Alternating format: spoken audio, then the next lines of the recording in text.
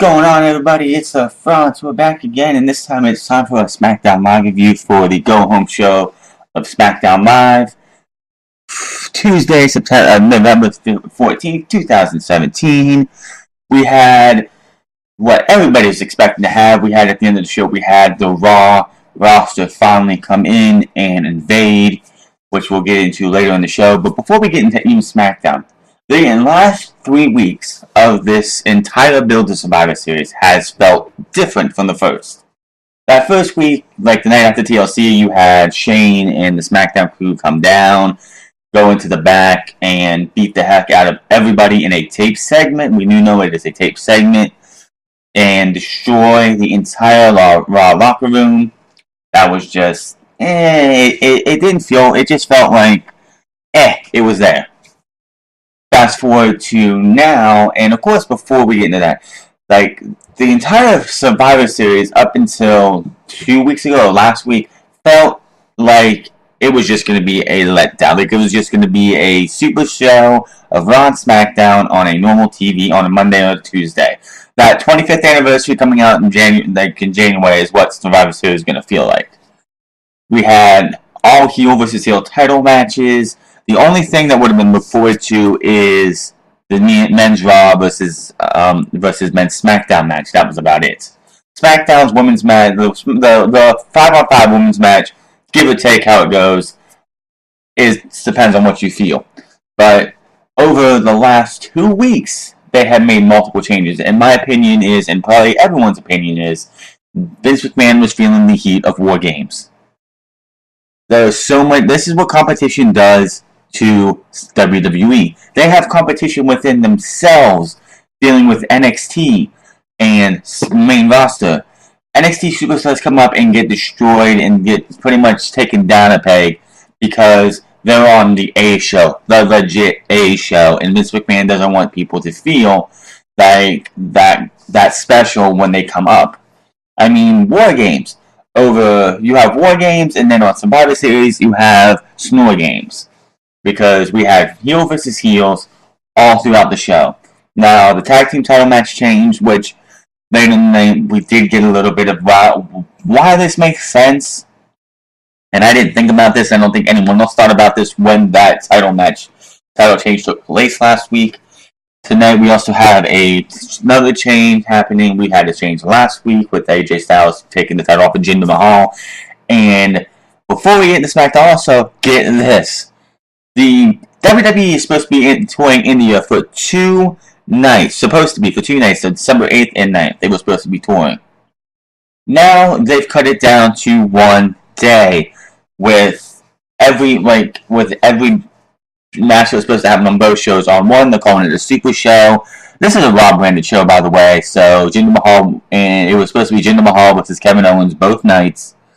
Now it's Jinder Mahal versus Triple H with a bunch of Raw matches, which, yeah. Why did that happen? It's quite simple. Jinder Mahal is a failure. Jinder Mahal wasn't breaking them through at all, and they weren't selling tickets worth anything.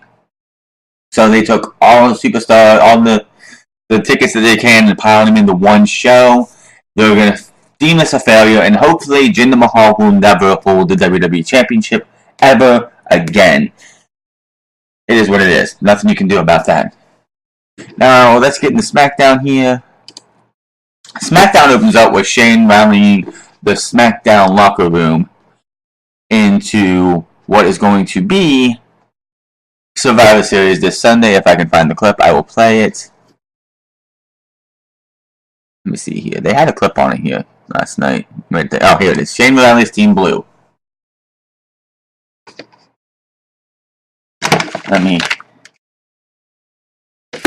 Yeah. As I was saying, Valley's Team Blue. That's right. Everybody be pumped up. Good. Survivor Series is this Sunday. The one night where Raw and SmackDown compete in head-to-head competition. Because that's the pound that in your head every day. Now again, this SmackDown roster has accomplished what no other SmackDown roster in history has ever done when we went #Raw under siege. Didn't you do that last year? We struck first. Now listen, tonight may be the night Raw retaliates. So everybody's got to be on the same page. Check your egos at the door, and everyone's got to get along and be prepared. Yes, sir. Yes, sir. Because after this Sunday, we will be known as the dominant brand. Yes. We will no longer be called the B Show. We will be called The Show. Now, Becky Lynch, Asuka has gone out and said that she's going to break the entire women's SmackDown team. How do you feel about that? I feel like the only thing that's going to get broken this Sunday is Asuka's arm.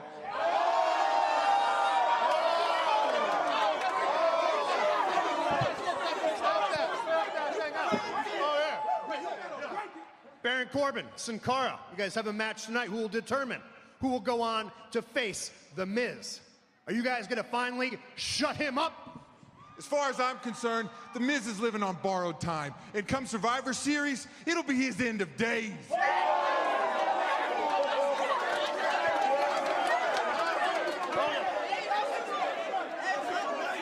that's it, Baron.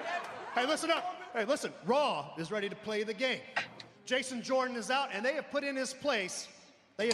Which, by the way, there is news that Jason Jordan did not know he was getting taken off of Team Raw until an hour and a half before Raw went on the air. So you're Jason Jordan, you're sitting in the back thinking about, wow, I'm going to be on Survivor Series this coming Sunday, and then all of a sudden 6:30 comes around, you get a knock on your locker room, be like, yeah, man, we're taking you off the team, we're going to do this, we're going to go in a different direction. What's going to probably happen is we're probably going to see him cost his father the match, not the whole team, but his father in match. He's going to come in and probably screw Kurt Angle somehow. We don't know how, but that's WWE's planning and how they do things. This is just like when Jason Jordan was made Kurt Angle's son. He didn't know until like a week before. You got to have that stuff planned out fast, man. Come on. Added my brother-in-law, Triple H. But don't worry, we have assembled the greatest Survivor Series men's team in history. Yes, sir. We are locked and loaded. But we went over the top when we announced the 16-time world champion John Cena will be representing SmackDown. Which he's representing SmackDown, and then he makes it sound like Raw picked Triple H, and they're like, oh, well, we'll up that and we'll put in John Cena, when it's actually the other way around.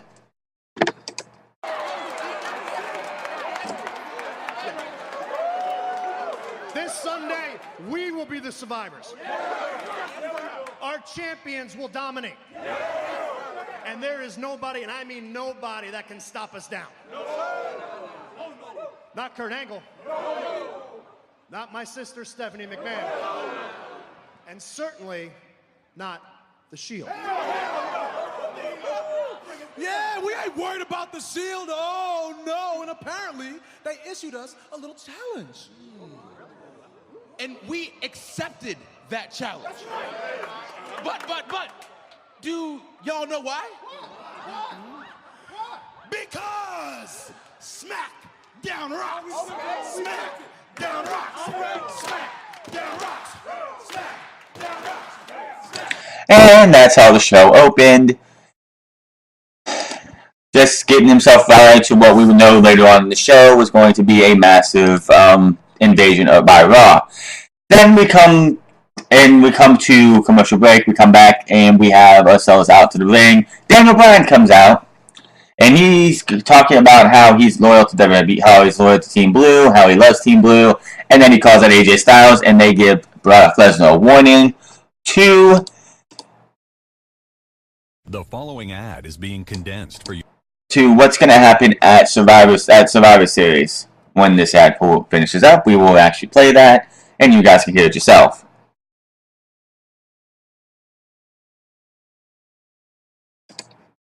That's the thing about me and about SmackDown Live, is that we don't stay down.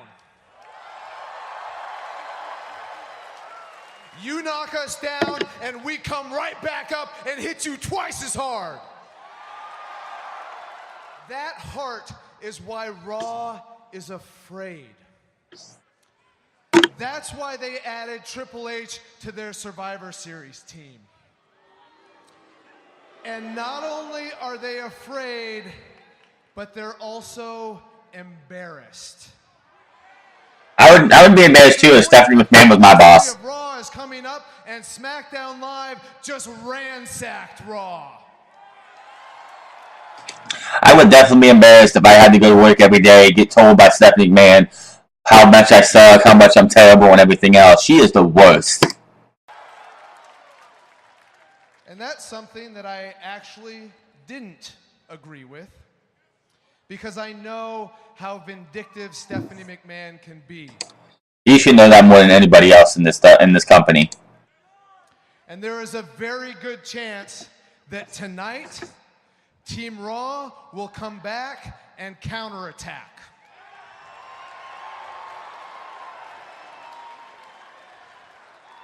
But we are not afraid, and we will be ready. And that is why I bleed Team Blue, because I am proud of this show. I am proud of our performers, and I am proud of the heart of every single person in the back.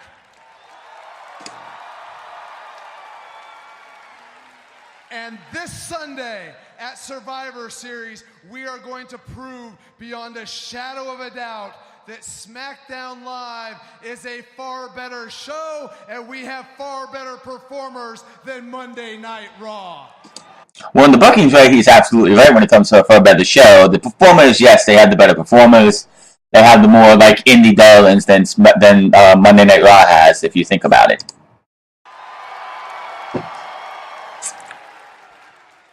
Now, last night, Paul Heyman gave you 5 reasons why you should order the WWE Network in time for this Sunday's Survivor Series. Well, they cut it out, but he called out AJ Styles, and AJ Styles went to go talk, and he's like, wait a minute, on Raw, we like to do better than Raw. We like to show our championships better than Raw, which I wish he would have said that before they got Jinder Mahal, because Jinder Mahal was god awful, but we're not going to get into that. And he's like, since they have an advocate for their champion, would you like to have an advocate for this night only for you? And AJ, of course, accepted, and he tries to sell AJ Styles, which he does a pretty good job. And I agreed with most of them, except for point F5, where he claimed that AJ Styles would be brutalized, victimized, and conquered by the beast incarnate, Brock Lesnar. Before we get into this more, to everybody who doesn't know, back when Daniel Bryan won the WWE Championship from WrestleMania 30, the SummerSlam match that we were supposed to get was Brock Lesnar versus Daniel Bryan, in which Brock Lesnar was going to do to Daniel Bryan what he did to John Cena, and it was supposed to snap Daniel Bryan out of this little fantasy world that he is an A-plus player. We kind of got spared that, and I think a lot of people would have been like more and more vile and vicious towards like the company when it came to boos and everything because of how they treated Daniel Bryan.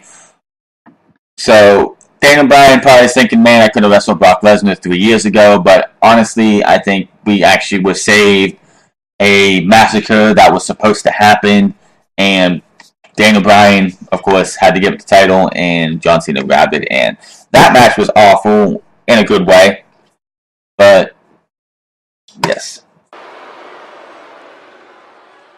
And although Paul Heyman hates to admit it, Brock Lesnar has a tendency to quit.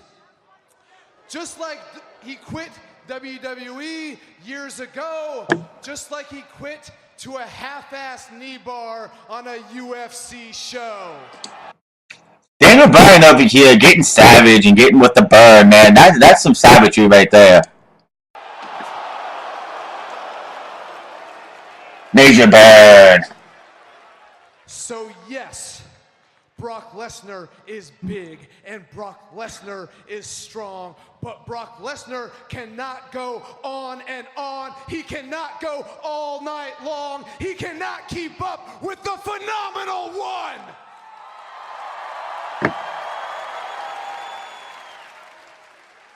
Paul Heyman gave you 5 reasons why you should watch Survivor Series. I'm just gonna give you one.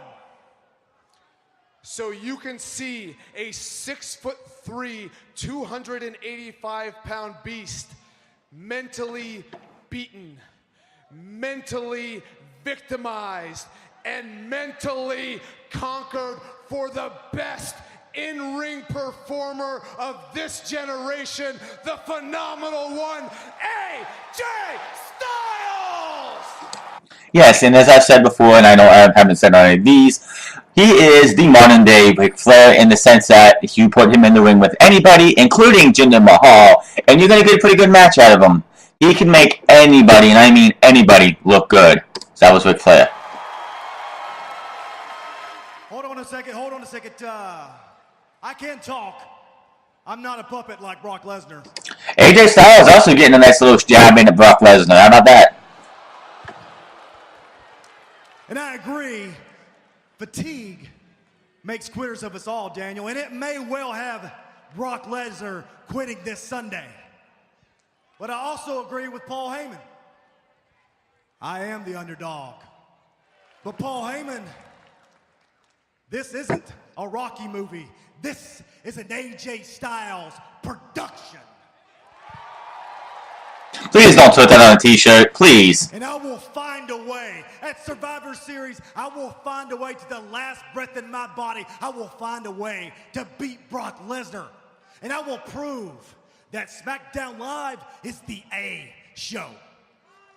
That SmackDown Live is the house that AJ Styles built.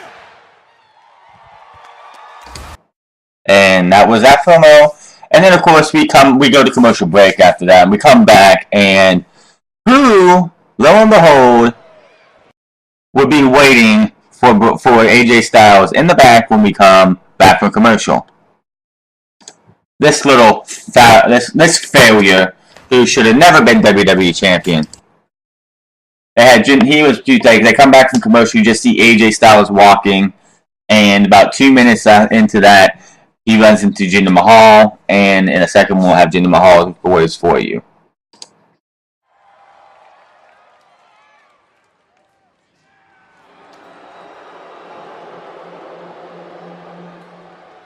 After Brock Lesnar rips you apart limb by limb, your loss to Brock Lesnar will mean nothing compared to when I beat you and the modern-day Maharaja once again becomes WWE champion.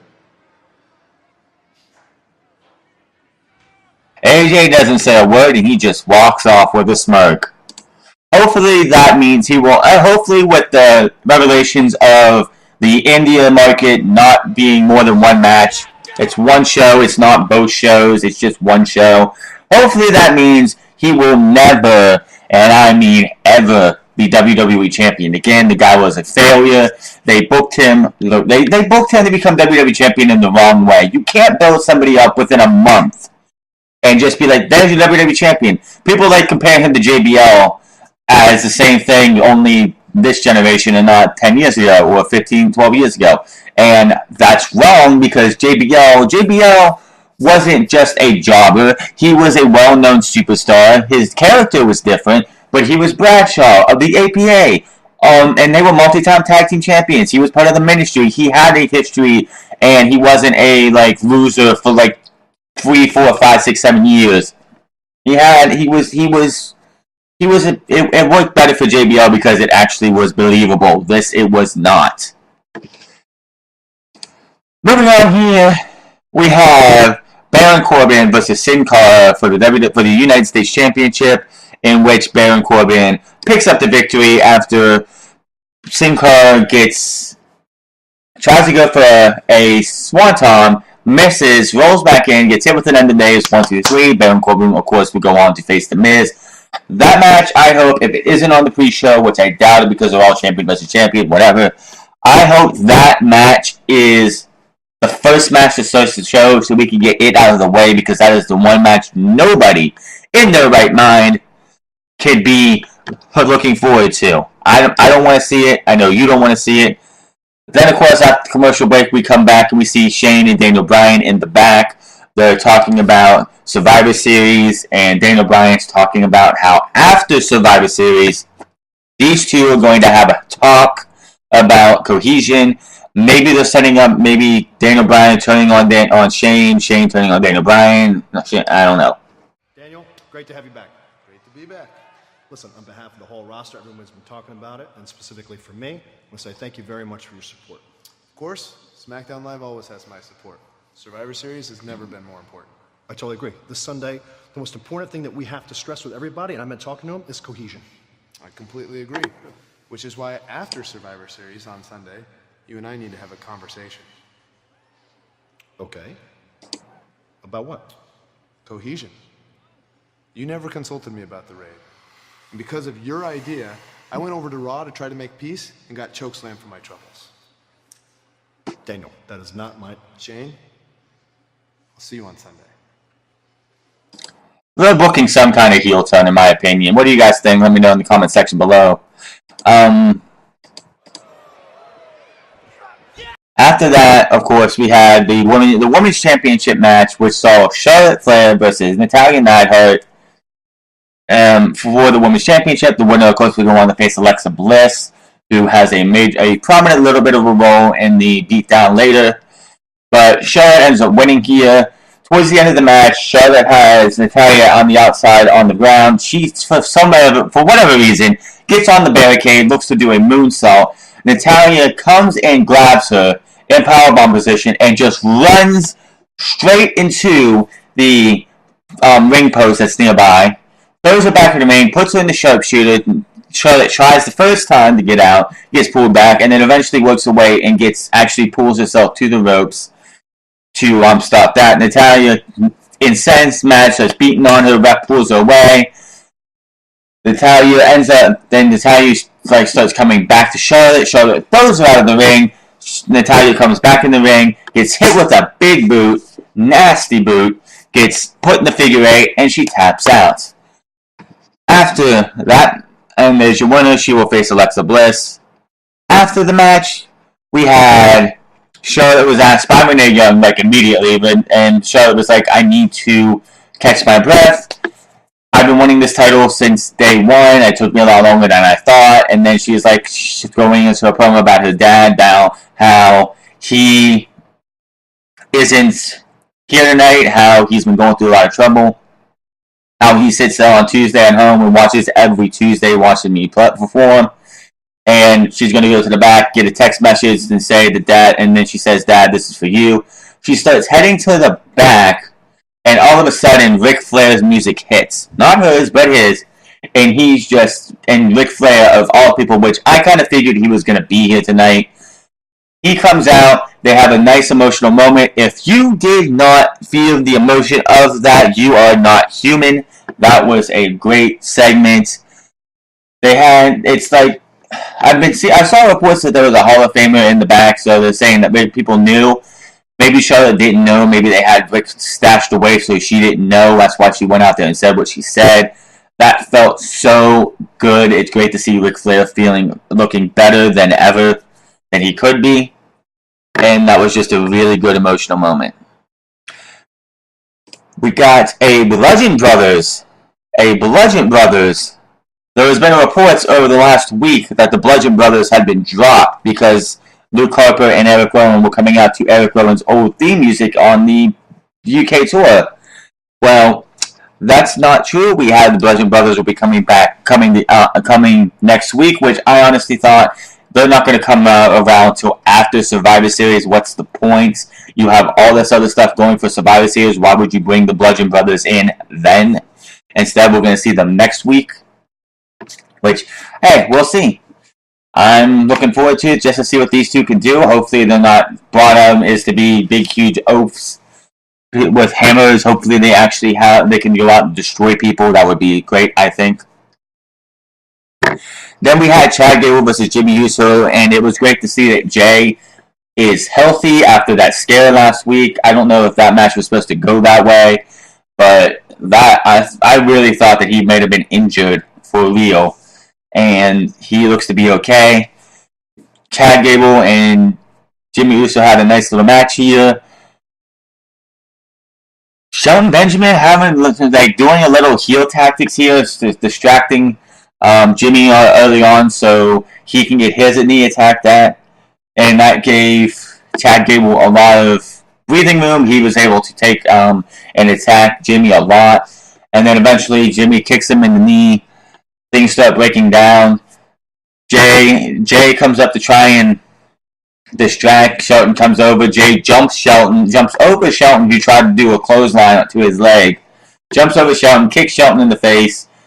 Chad Gable gets distracted, knocks Jay off, gets hit with a nice little super kick, and that was the match. 1, 2, 3, they're done. That's going to be the tag team title feud for now until the Bludgeon Brothers can be brought up and hopefully be that big dominant heel tag team that they should be, that they should have been from day one, in my opinion. Zayn and Owens in the back talking and complaining about Shane about not being on Survivor Series. I don't know if they have a clip for that, do they? No, they don't. That's fine.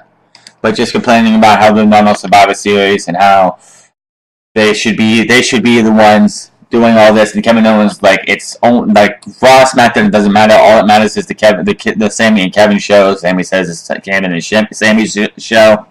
So I have a feeling those two are going to get involved at Survivor Series.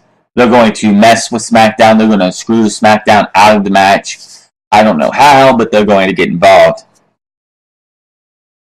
Then we have the New Day versus Zayn and Owens. This match does not matter. They went back and forth for about 5-10 minutes. Sami Zayn and Kevin Owens gave the New Day a little bit of a beating. It looked like we were going to have a Sami Zayn, Kevin Owens getting beat, but all of a sudden the Shield's music hits, and the Shield is seen up in the crowd, looking ridiculous with a half Raw, half Shield shirt, which I think looks so dumb. They come down. It looks like we're going to have New Day and Sami Zayn and Kevin Owens standing there and just ready to take a 5-on-3 advantage, but nope. Kevin Owens and Sami Zayn exit out the side with the Shield on in. Peace out. They're in the crowd. They're out of here. So the New Day end up getting beat down for a bit. The Usos come out to help out. And then we have then the Bars show up after the day ones, which were the Usos, come out and help them out. And then you have the tag team champions of both shows and the Shield and the New Day all beating down. And then we have the only taped segment of the show, which was the Raw women's team going into the SmackDown locker room and beating down, and of course with Alexa Bliss too, beating down the SmackDown team and leaving Charlotte all surrounded by the actual Raw team. And then Alexa Bliss, out of camera view, just hits Charlotte with this vicious hit to the face. It leveled her so badly, and just Alexa Bliss with that beautiful, that nice little sinister smile, yeah, woman, I got you on Sunday. Don't you worry about it. We come back into the thing, and then we have the entire Raw locker room from Samoa Joe, from Finn Balor, from Titus O'Neil, and Apollo Crews to other ones coming out. Then Shane brings out Baron Corbin and the rest of SmackDown's locker room to help out. Then all of a sudden, you hear the crowd going crazy, and Braun's music hits, and Kurt Angle's at the top of the ramp calling Braun, and Braun Strowman comes out, starts destroying everybody who's Team SmackDown in the ring. And then we have the Shield and Shane McMahon were left in the ring, with Shane McMahon down after a devastating clothesline from Braun Strowman, with the Shield beating taking Shane from rope to rope to rope, from corner to corner to corner, showing Shane this is what happens when you come after us, and the Shield just being that classic Shield which you really want to see them try and do, something like that. Samoa Joe getting a little bit of Woods with him, Titus O'Neil, same thing. Sheamus actually getting a couple licks in on Shane McMahon. Then Kurt Angle comes in. The Shield has a hold of Shane McMahon, dead to rights, ready to do whatever they want him to do. Kurt Angle picks him up and says, "How's that feel, Shane?" How's that feel? Wait till Sunday. Pulls up the thumbs like the classic Triple H taking out Dave Bautista. Thumbs down. They take him. They give him the triple powerbomb. Angle gives him an angle slam. Then another triple powerbomb, and the entire Raw locker room, the entire Raw roster is heads to the rampway while the Raw theme plays throughout the arena, and that was SmackDown Live. My thoughts on this show was it did what it needed to do. Sin Cara versus Baron Corbin was who cares? The other matches that really mattered were pretty good. We had Charlotte and Natalya was put on a way better match than they did for Hell in a Cell. And we had Jimmy Uso versus Chad Gable, which hopefully they're not going to keep doing this whole Chad Gable and Shelton Benjamin should be babyfaces while the Usos stay heel. They are the best thing in the tag team division over both Raw and SmackDown. They are, since they turned heel, imagine what a heel turn does for somebody. This is like Roman Reigns. If they would turn him heel, I guarantee you he would be better off as a heel than he is a babyface. The surprise of Ric Flair coming to celebrate with Charlotte winning the title, that was a pretty cool little thing. The show, to me, would be high up there. It is one of the better shows of the year. I don't know who got in Vince McMahon's head and told him, dude, look at War Games. Look what they're doing. If we don't do something about this in the next few weeks, nobody's going to watch us. They're going to watch War Games on Saturday, and then nobody's going to watch Survivor Series because there's no point. Boom, Jinder Mahal's gone. Boom, Natalya's become no longer champion. Boom, the Shield is no longer champion, and they're facing the New Day. Only thing I wish is that The Miz would have lost the Intercontinental title to Matt Hardy, so we would have had at least a face versus face dynamic anybody versus Baron Corbin, it really wouldn't have been a big deal. It wouldn't have been a good match in the first place, but you just got to cut your losses there. It's the only match that isn't what anyone wants to see. If anybody wants to see that, more power to you. But this has become more must-see as the weeks have gone by. It's not complete 100% must-see like War Games is going to be. War Games, TakeOver War Games is where you're going to want to go when it comes to seeing a must-see show. Every single match on that show, I am looking forward to. Here, I don't really care for the women's match because it should be better than what we would have got with Natalya versus Alexa Bliss, but sometimes it feels like Charlotte just phones in her efforts. Now, on Friday, tomorrow, Thursday, I'll be doing a preview predictions of War Games. Friday, I'll be doing a preview predictions of Survivor Series. Until then, make sure to like, share, subscribe, and thank you all for watching this. I'll be back tonight, hopefully, if I don't pass out from being exhausted from working on other things. I will be back tonight with NXT. So until then, you make sure you have a wonderful afternoon, evening, day, or night, wherever you're in the world, and I will see you later.